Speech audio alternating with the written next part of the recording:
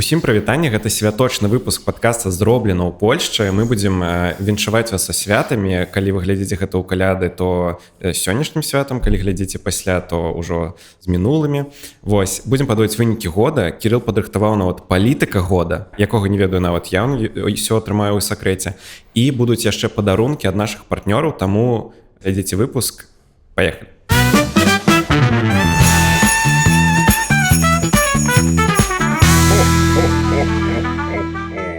Будем подводить вынікі года. Давай распавядзем коротко, пра што мы раскажам. Пра знакавыя падзеі, якія адбыліся, гадавіны там і ўсё такое, і пра людзей, я правильно разумею? Гэты год, насамрэч, у польскай палітыцы не меў нейкіх такіх вялікіх геймчейнджераў, якія можна дакладна вынесці ў здарэнне года, напрыклад.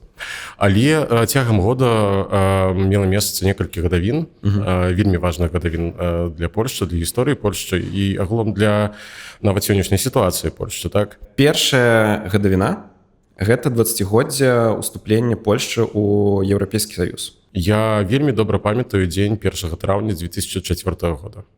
У той дзень я, 17гадовы менскі хлопец, сядзеў, прыліпнуўшы да тэлевізара і глядзеў трансляцыю аднаго з еўрапейскіх каналаў, які трансляваўся тады ў Менску. А, ты ў Менску быў?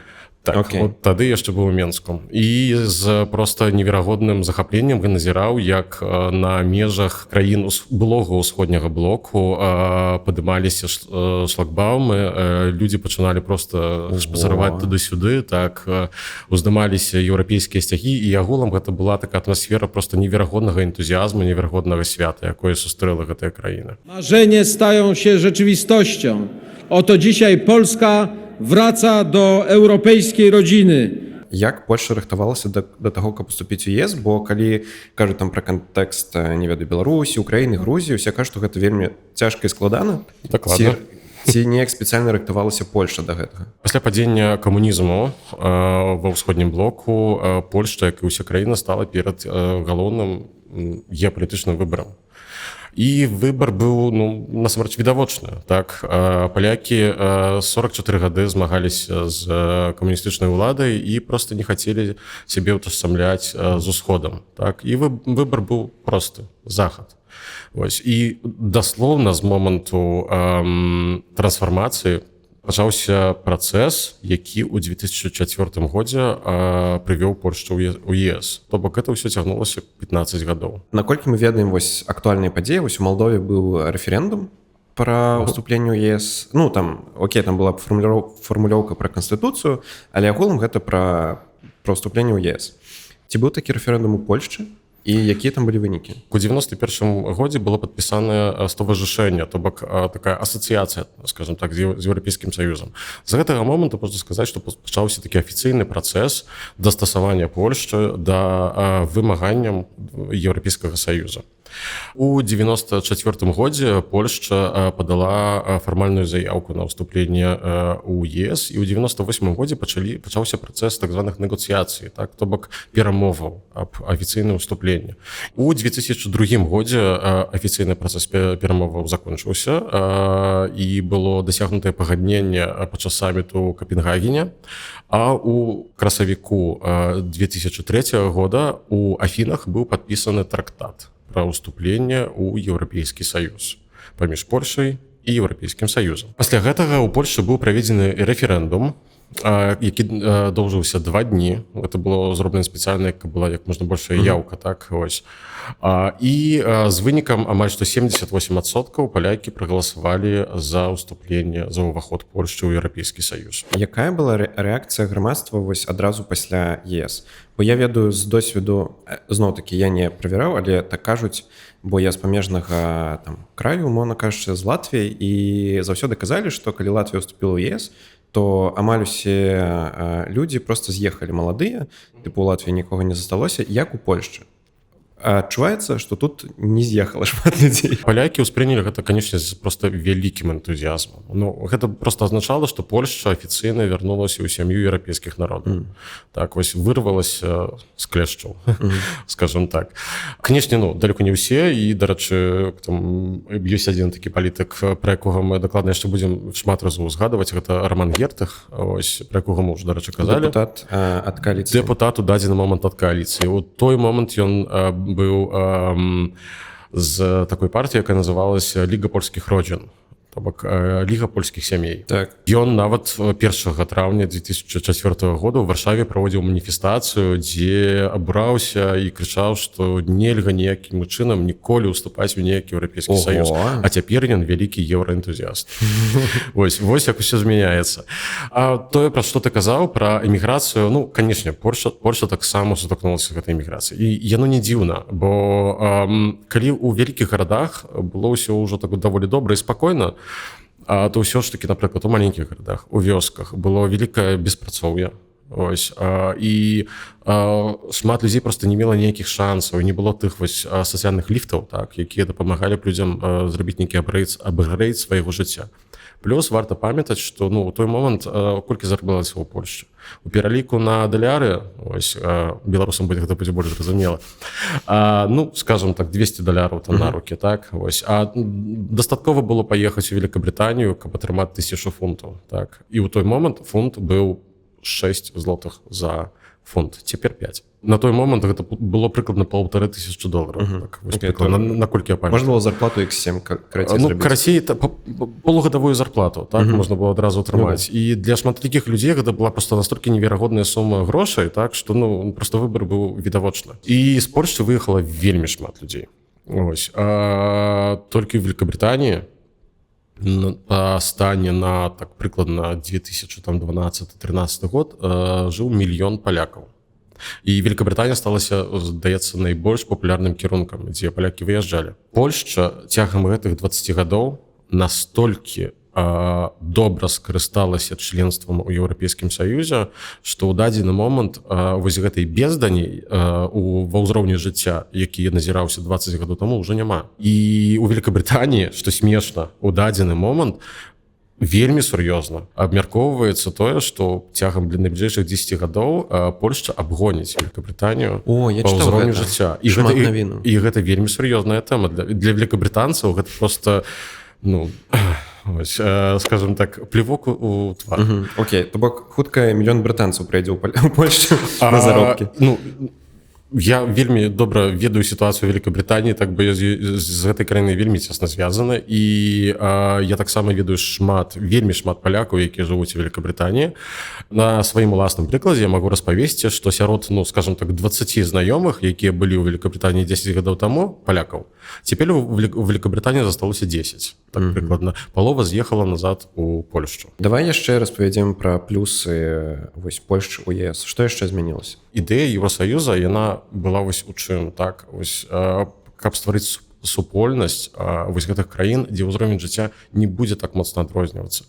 Адсюль вось гэтыя вялікія фонды, якія даюць краінам, якія новаўступіўшыя краіны, так, вялікія датацыі. Там ёсць і датацыі, якія не трэба вяртаць, і ёсць доступ, напрыклад, да вельмі танных крэдытаў. Расія, гэта ўсё вялікія магчымасці, так, і ва што перадусім укладваюцца краіны, якія разумна паступаюць з гэтымі грашыма? У інфраструктуру. Ось, а адсюль аўтастрады ў Польшчы, які ўжо, ну, насамрэч даволі недрэнныя. Так, магчыма, іх яшчэ не так шмат, як, напрыклад, у Германіі. Але ўсё ж такі дарогі ў Польшчы, я бачу розніцу паміж тым, што было вось там 15-18 гадоў таму, а цяпер. Таксама, калі вы проста вось будзеце ісці па Польшчы там ці ехаць, дастаткова зайсці ў трамвай у Варшаве, і вы пабачыце такую таблічку, дзе будзе напісана, што закуп спаўфінансаваны за środków фундуша спойнасці Унii Еўрапейскай. То бок, што пакупка гэтага трамвая была часткова фінансаваная з фондаў Еўрапейскага Саюза. Калі мы паглядзім на баланс, фінансавы баланс членства Польшчы ў Еўрасаюзе, то ён просто, ну, выразна на плюсе. Гэта 162 мільярды еўра. это просто гіганцкія грошы. Это тое, што ЕС даў Польшчы. Так, увогуле там сістэма такая, што краіна атрымоўвае грошы і штогод плоціць грошы таксама у супольны агульны кацёл. У агульны кацёл такі абшчак. Вось прабачце. Так, і усе гэтыя гады Польшча была яна больш атрымоўвала, чым давала. Так, і вось гэтае пазітыўнае сальда яно выносіць 162 мільярды. Я прыехаў у Польшчу ў 2006 годзе. Ось, і я бачу выразна, як на маіх вачах Польшча змянілася ў лепшы бок. Гэта не просто крок, гэта велізарны, аграменны цывілізацыйны скачок. Што польская палітыка дала еўрапейскай, акрамя Дональда Туска, пра якога мы ўжо ведаем? Вельмі знаным чалавекам у Еўрасаюзе быў, напрыклад, Ежы Бузак, ось, які быў прадседателем, старшынёй Еўрапарламента, ось, каля 15 гадоў таму, там некалькі гадоў. У Тускаў засталіся вельмі добрыя сувязі ў Еўрасаюзе. Сувязі і асабістыя знаёмствы і добрыя стасункі ў палітыцы, яны заўсёды вельмі важныя. Зараз з'являюцца публікацыі пра тое, што Туск імператар Еўропы ці нешта такое. Гэта быў байт, адразу скажу. Блін, а я думаў, гэта яго пахвалілі. Гэта быў байт. Гэта быў байт, вельмі добра зроблены, але байт. Так, у Твітары разляцелася вельмі моцна. Нават вельмі вядомыя журналісты попаліся на гэты байт. Дональд Туск ужо зрабіў сабе імя ў польскай палітыцы еўрапейскай. Пора нам ісці з табою палітыку. Гэта вялікі анонс. Мы з Кірылам падаем заяўку ў польскі сейм, каб мы маглі туды прыйсці і пазадаваць пытанні дэпутатам. І гэта не проста анонс, але яшчэ па шчырасці мы яшчэ ім не напісалі, але хутка напішам, і нас павінны пусціць. Калі ў нас будзе больш падпісчыкаў, нас хутчэй пусціць, але... І мы хочам весіць конкурс з нашымі партнёрамі школай польскай мовы «Польскі на так». Мы прапануем вам пісаць у каментары пытанні да польскіх дэпутатаў. Увогуле любыя, яны адказваюць на што заўгодна, нават хто там галоўны краш польскага сейму. Аўтары 3 лепшых каментароў атрымаюць падарачныя сертыфікаты на навучанне ў школе польскай мовы «Польскі на так». Вось, таму прыдумляйце, пішыце, мы ўсё перачытаем і выберам лепшых. І пойдзем у сейм. Так, сябры, насамрэч, гэта ўсё вельмі сур'ёзна, таму актыўна падпісвайцеся на нас, бо калі ў нас будзе 2000 падпісчыкаў, у нас сапраўды будзе большая вага і большая моц, каб прабіцца ў канцылярыю сейма і атрымаць акрэдытацыю. Другая вялікая дата – гэта 25 гадоў у НАТО. Польшча ўступіла ў НАТО ў 99 годзе. Дарэчы, у гэтым працэсе вельмі вялікую ролю адыграў Браніслаў Яремак. Значная персона ў польскай гісторыі. У нас аднойчы быў з ім выклад пра Амерыку, пра American Dream. Ось, ён быў у канцы 90-х гадоў там. Распавядзі крыху выклад, таму што ты навучаўся. Таму што я навучаўся ў польскім ВНУ, так, на палітычным маркетынгу, так. Ён быў міністрам замежных спраў Польшчы праз некалькі гадоў, і ён асабіста займаўся гэтым працэсам, то бок, скажам так, адзін з айцоў польскай дэмакратыі, можна так яго назваць. Навошта гэта Польшча? Насамрэч, найбольш гэта стала бачна, здаецца, у апошнюю парачку гадоў. Ось, то бок, мы ўсе бачым і ведаем, што адбываецца на ўсходзе, і падтрымка НАТО, членства ввогуле ў НАТО, і такі парасон, скажам так, з боку мацнейшых краін, у першую чаргу, канечне, гаворка ідзе заўсёды пра ЗША. То гэта вельмі важна, і гэта дае гарантыю бяспекі. Можна спрачацца, ці яна 100% ці не, асабліва ў кантэксце таго, якія змены адбываюцца, напрыклад, у палітыцы амерыканскай. Але Польшча са свайго боку робіць усё магчымае, каб стаўленне, напрыклад, ЗША да Польшчы ў кантэксце НАТО не змянілася. То бок, вось тыя абяцанні пра 5% ВВП, якія ўжо амаль што выкананыя, так? Вось. І падтрымка вельмі добрых кантактаў з кожнай адміністрацыяй у ЗША. Крыху вернуся да гэтых 5%, што гэта Рафал Часовскі паабяцаў, але Польшча быццам бы ўжо больш за 4. На наступны год у бюджэце здаецца 4,71. Гэта сапраўды вялікае дасягненне, канечне, гэта велізарныя кошты. Вось вялікая частка вось гэтага дэфіцыту, пра які там кажуць, і так далей, гэта ўсё, ну, гэта таксама вось грошы, якія выдаткуюцца на абарону. Ну і зразумела чаму, тому што сама Польшча і Дональд Туск у прыватнасці называе краіну там прыфрантавой ці амаль прыфрантавой. Ну так. І што я яшчэ хацеў спытаць, вось у кантэксце Амерыкі быццам бы падаецца, што калі Трамп вось прыходзіць да ўлады зараз, і ён кажа, што калі будзе вось перамір'е паміж Украінай і Расіяй, яе не будуць забяспечваць амерыканскія салдаты. І быццам бы увогуле рыторыка такая, што роля Амерыкі быццам бы у нейкай бяспечнасці Еўропы будзе змяншацца, і пра гэта шмат кажа Туск, кажа, што Польшча павінна браць лідарства ў гэтым пытанні. Мне здаецца, што ўсе палітычныя сілы падтрымліваюць тое, каб пазіцыя Польшчы ў НАТО была як найлепшай, і усе разумеюць ту небяспеку, ну, акрамя там некаторых там, скажем так, меншых партый, якіх часам каментатары называюць прарасійскімі. Вось, ну, але ўсё ж такі і ПіС, і платформа, як дзве галоўныя партыі, яны вось у гэтым пытанні, на шчасце, згодныя. Так, і ў гэтым пытанні супраца паміж урадам і, напрыклад, цяперашнім прэзідэнтам Анджэем Дудай адбываецца ў канструктыўным ключы і адбываецца, ну, даволі добра, скажем так. Тут не можна сказаць, што нешта ідзе не так. Окей, наступная тэма. 80 год варшаўскага паўстання. Так, сябры, я ведаю, што гэтая тэма не вельмі моцна звязаная з палітыкай насамрэч, але гэта таксама вельмі важная гадавіна, і гадавіна, якую даражаць, здаецца, усе палякі, асабліва ў Варшаве, конечно. То бок 1 жніўня кожнага года о 17:00 мы чуем сірэну ва ўсім горадзе, адбываюцца маніфестацыі на розных скрыжаваннях, людзі паляць фаеры. Насамрэч, ну, адна з, на мой погляд, з найпрыгажэйшых традыцый.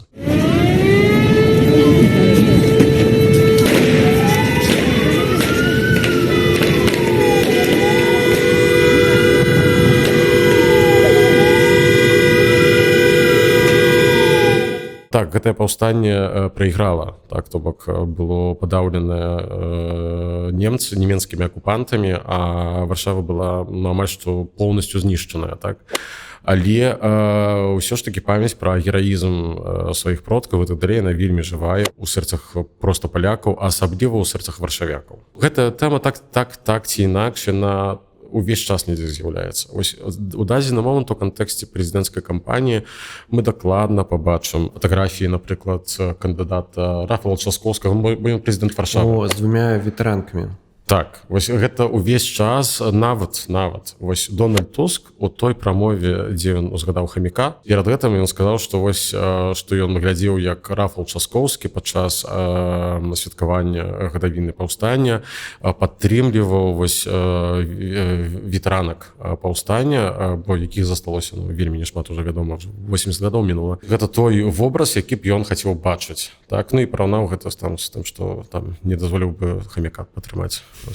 Контркандыдату. Ja bym mu chomika pod opiekę nie zostawiła. A co pan o wnukach czy dzieciach? І ўвогуле, сябры, калі ў наступным годзе 1 жніўня вы будзеце ў Варшаве, калі вы яшчэ ніколі не прыходзілі на... Вось, гэта называецца гадзіна ВУ.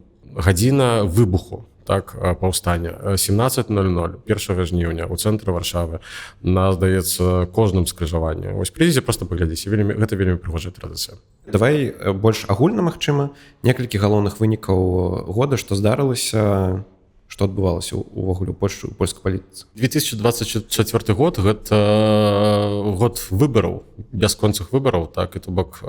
Яны ж скончыліся. Ну, не скончыліся. Былі мясцовыя. Яны ўвесь час былі яшчэ еўрапейскія.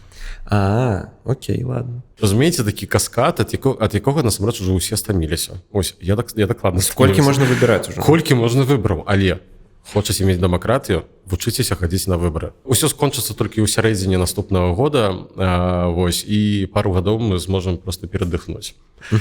Грамадзянская платформа, ну і ўвогуле разам са сваімі кааліцыянтамі увесь год сварылася, у нечым ім атрымалася дамовіцца. Права і справядлівасць жа галоўнай мэтай для іх было, па-першае, захаваць еднасць. Наступны пункт знайсці кандыдата. ось, якога яны нарэшце знайшлі. Дарэчы, чытаў размовы журналістаў, такія, скажем так, оф-камера, так? То бок, за кулісамі, без камер, без сведкаў, які размаўлялі з палітыкамі права і справядлівасці, ананімна, так? І яны кажуць, што так, што яны таксама лічаць галоўным дасягненнем то, што ў іх атрымалася проста знайсці кандыдата. Бо мы шмат разоў размаўлялі про то, якія вялікія праблемы былі ў права справядлівасці з выбарам кандыдата. Давай у выніках абавязкова згадаем яшчэ і трагічную падзею. Паводка. Здавалася б, мінула ўжо там 3-4 месяцы пасля паводкі, так? Але гэтая тэма ўсплывае увесь час, і ў апошнія тыдні яна ўсплывала шмат разоў у кантэксце прэзідэнцкіх выбараў. Кааліцыя кажа, што яны робяць усё магчымае са свайго боку, а апазіцыя, то бок права і справядлівасць, канфедэрацыя, канешне, карыстаюцца сваім правам і выконваюць свой насамрэч абавязак, крытыкуючы дзейную ўладу, што яна там чагосьці не робіць. Увесь час трывае адбудова. Дарэчы, менавіта учора, здаецца, Марцін Кірвінскі, які прызначаны Дональдом Тускам на міністра паўнамоцнага да спраў адбудовы пасля паводкі, ён хваліўся, што там чарговы мост збудавалі, там, дзе ён быў разбураны. Ну, вы разумееце, мінула столькі месяцаў, а там ўсё яшчэ трымаюць праца, так? Бо гэта проста вялікая трагедыя была, так? І яна будзе ўплываць на палітыку, бо гэтая тэма будзе вяртацца. І, канешне, варта яшчэ раз падзякаваць усім беларускам і беларусам за вашу падтрымку, калі гэта адбывалася ў Польшчы. Давай топ-3 падзеі вакол Польшчы ў палітыцы, якія паўплывалі на краіну. На першым месцы, дакладна, я паставіў выбары ў Амерыцы, бо гэта будзе ўплываць на ўвесь свет. Так, гэта галоўная геапалітычная падзея. Гэтая тэма будзе дамінаваць у наступным годзе. Будзе дамінаваць тое, што Трамп будзе рабіць, бо, як кажуць гарачыя прыхільнікі Дональда Трампа, не трэба верыць ягоным словам. Трэба глядзець на дзеянне. То бок, даслоўна ўжо там за месяц з невялікім кавалачкам, калі выйдзе гэты выпуск, это ўжо будзе менш, чым месяц, мы пабачым першыя рашэнні і будзем назіраць, што будзе далей, бо можа здарыцца насамрэч усё, што заўгодна, так? Ну і перш за ўсё, канешне, нас, як цэнтральна-ўсходніх еўрапейцаў, хвалюе тое, што будзе адбывацца з тэмай Украіны. Палітычны крызіс у Германіі таксама будзе дакладна ўплываць. Ну, па-першае, Германія, Нямецчына — гэта галоўны ЕС. Гэта галоўны эканамічны партнёр. Колькі б не крычалі на немцаў людзі, скажем так, са значна больш правым ухілам у палітыцы, нікуды вы не дзенецеся. Мы, нікуды насамрэч. Гэта галоўны партнёр. З ім трэба лічыцца, з ім трэба супрацоўнічаць, не гледзячы на тое, што вам падабаецца ці што вам не падабаецца.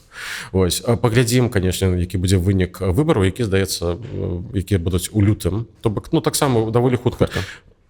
На самом пачатку года мы ўжо будзем мець усе корзары ў руках і будзем бачыць, што будзе адбывацца. Ну і Сірыя, апошняя падзея, самая свежая. Так, здавалася б, дзе Сірыя, а дзе мы? Але людзі настолькі старыя, як я, могуць памятаць, што адбывалася ў 15-м годзе. Здавалася б, дзе Афрыка і Сірыя? Але вось тая хваля бежанцаў, мігрантаў з усёга блізкага ўсходу, з паўночнай Афрыкі, якая заліла Еўрапейскі Саюз, яна дакладна мела ўплыў на палітыку, і гэтыя скуткі, гэтыя наступствы мы адчуваем дагэтуль. Так, і будзем яшчэ адчуваць шмат гадоў. Шмат што залежыць ад таго, што там будзе адбывацца пасля. Ці там адбудзецца нейкая стабілізацыя сітуацыі, як будзе выглядаць новы ўрад, што ён будзе рабіць, ці будуць бежанцы, напрыклад, часткова, прынамсі, вяртацца да сябе назад у Сірыю. Дарэчы, мы ўжо маглі назіраць на мяжы Сірыі з Турцыяй, так, што там ужо стаялі коркі.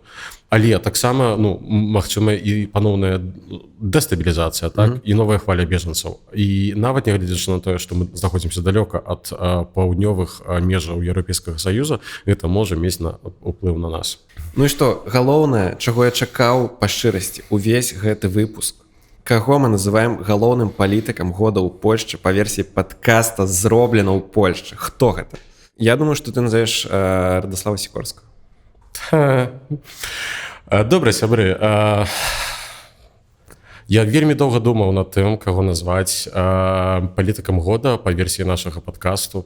Я нават паехаў у Бішчады і 5 дзён медытаваў. падлучаўся просто вось да міжгалактычнай энергіі, якая б дазволіла мне зрабіць абсалютна аб'ектыўны выбар. Давай. Таму як галоўны левацкі прапагандыст беларускага Ютуба я абвяшчаю галоўным палітыкам 2024 года ў Польшчы Ярослава Качынскага. Ладно, Сур'ёзна? Не жартую. Что? Я сыходжу з падкаста. Чаму? Шукаю новага вядучага. Чаму? Пішыце ў каментарах, хто можа стаць новым вядучым нашага падкаста. Ладно, гэта не жарт. Не, абсалютна. Абсалютна сур'ёзна. Ну, цяпер паясняй за базар. Паясняю за базар. Сябры, а чаму так? Калі мы паглядзім на тое, што адбывалася цягам гэтага года, на тое, што як год пачынаўся і як ён скончваецца, і што пісалі на пачатку года і што бачна цяпер, то мы пабачым, што Ярослав Качынскі гэта чалавек, у якога ў гэтым годзе ўсё атрымалася. Сур'ёзна. На пачатку года шмат хто з палітычных каментатараў прадракаў ужо проста тое, што ПіС скончыць сваё існаванне, што распадзецца, што Ярослава Качынскага скінуць і будзе нейкі палацовы пераварот. Так, што ПіС распіляць, раздзярбаняць на кавалачкі, што ўжо проста не будзе права і справядлівасці. Нават ужо абмяркоўвалі, якая можа быць новая назва. Вось. Што яны увогуле ніколі не выберуць і не знойдуць сабе кандыдата, які будзе мець хаця б 20% падтрымкі. Але дастаткова паглядзець цяпер. ПіС, цэлая партыя, падтрымка ў іх прыкладна на тым жа ўзроўні, што і ў грамадзянскай платформе. Ярослав Качынскі, нягледзячы на тое, што яму 75 гадоў, ён усё яшчэ прэзас і, прынамсі, у бліжэйшыя пагады яму дакладна нішто не пагражае. Ось яны знайшлі кандыдата, у якога ўсё ж такі расце падтрымка, і ў іх кампанія выглядае роўнай, насамрэч. Што б не казалі, нягледзячы на тое, на абсалютны правал падчас першай прамовы. Ось, таму шчыра, аб'ектыўна. Ярослав Качынскі гэта палітык года. Ладно, у меня па шчырасці няма слоў нават. Мы зараз зробім кароткі перапыначак, бо трэба выклікаць хуткую для Макса. Для мяне гучыць як намінацыя, дзякуй, што жывы. Не. Okay. Я з тобой не пагаджаюся. Ён у гэтага чалавека, нягледзячы на ўсе праблемы, атрымалася зрабіць усё тое, што ён хацеў. Вось, на дадзены момант, як мне здаецца. У меня няма аргументаў, я просто на ўзроўні адчуванняў не згодны. Калі вы таксама пішыце, хто для вас галоўны палітык года ў польскай палітыцы. Вось, ты, пакуль я магу яшчэ нешта думаць, ты сказаў, што назовеш яшчэ галоўнага лузера года ў польскай палітыцы. Слова лузер вельмі, вядома, не прыгожа, але, вядома, лузер. Шымон Галоўны. Чаму? Бо тут усё наадварот, як з Ярославам Качынскім. Успомні пачатак года. Same Flix. Рокстар, просто зорка інтэрнэту. Усе тыктокі, гэта быў просто Шымон Галоўня, так? Ось, ужо просто вельмі сур'ёзныя людзі, вельмі сур'ёзныя палітычныя каментатары казалі, што вось перад намі прэзідэнт. Ось ён будзе прэзідэнтам. Мінула 12-11 месяцаў. І што мы бачым? Мы бачым беднага Гамлета. Кажа, што нават 10% не набярэ. П'еро, ось, з байкі пра Бураціна. У яго атрымалася разбазарыць просто усю сваю падтрымку, якая ў яго была. А падтрымка была просто вялікая. Так, ён дагэтуль яшчэ высока ў рэйтынгах, напрыклад, даверу. Так? Але калі мы пабачым на даследаванні грамадскай думкі датычныя прэзідэнцкіх выбараў, так, то ўсё часцей кажуць пра тое, што будзе 4-е месца. Ось, бо так, у нейкіх там апытанках у яго атрымоўваецца, але пераскочыць Мэнсена, так? Але гэтая розніца, яна меншая за вось гэтую статыстычную пагрэшнасць. Так, таму, тут цяжка сказаць. Для яго просто найвялікшым сукцэсам ось у наступным годзе будзе, калі ён зойме ў рэшце-рэшт 3-е месца. Але на дадзены момант, ягоная сітуацыя такая сабе. Пажадаем Шымону Галоўню моцы ў наступным годзе. Я жадаю ўсім кандыдатам поспехаў, мне вельмі цікава назіраць за тым, як яны грызуцца паміж сабой. Окей. Пакуль я абураюся, нагадаю, што гэта ўсё-такі святочны выпуск. Сёння каляды, калі вы глядзіце 25 снежня. Усіх са святамі, хто святкуе сёння, дзякуй, што вы былі гэты год з намі, дзякуй, што вы нас падтрымлівалі. Мы вас вельмі абажаем за тое, што увогуле, дзякуючы вам, гэты падкаст і выходзіць, і будзе выходзіць.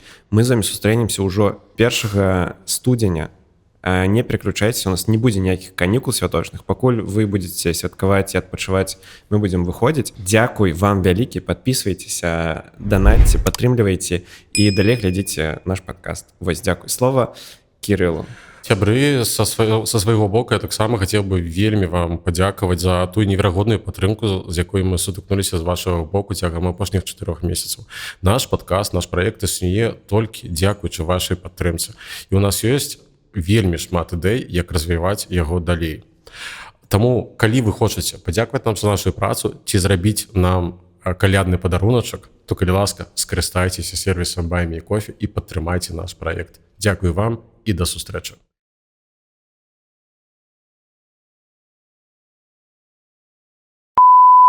Мы з вами сустрэнемся ўжо 1 лютага. Я не зблытаў месяц. Дзякуючы вам мы... Канцелі Макса. Да, прабачце. Ну, мне з месяцамі ў любым янзыку дрэнна. Серьезно? Я думал, ты про сейм хочешь сказать. Ну да, что мы идем это про сейм. Это вырежем. Вырежем. Вы сейчас спочатку так робите? Не. Дякую Богу.